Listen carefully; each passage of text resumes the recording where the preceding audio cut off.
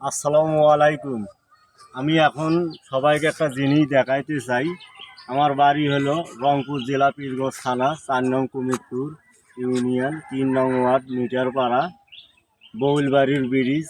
এই যে আমি তোমার সবাইকে দেখাইতে চাই, এই যে দেখেন গাঞ্জা খোরেরা, মদ খোরেরা, বাবা খোরেরা কীভাবে ব্রিজটা ভাঙাভাঙি করে। এই যে দেখেন আমাদের অবশ্যই এই এলাকায় কোনো নিম্বস চেয়ারম্যান বা কোনো সরকারি পদক্ষেপ নেয় না। এই যে সবাই দেখেন এই যে এইভাবে ব্রিজটা ভাঙছে, এই যে রডগুলো সবগুলো কাটি কুটি নিয়ে গেছে।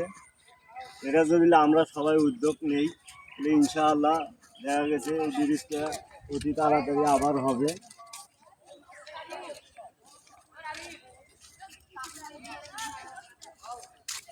এই যে দেখেন ব্রিজটা কীভাবে কাটিয়ে রড টডগুলো সবগুলোই নিয়ে গেছে।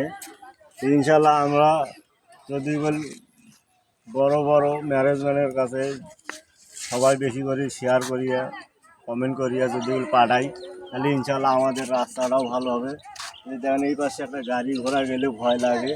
একটা বাচ্চা যদি পাড়ায় দেন একলাই, বাচ্চাটা পাড়ে দিয়ে মনত কোনো শান্তি থাকে না, সব জায়গায় ভয়।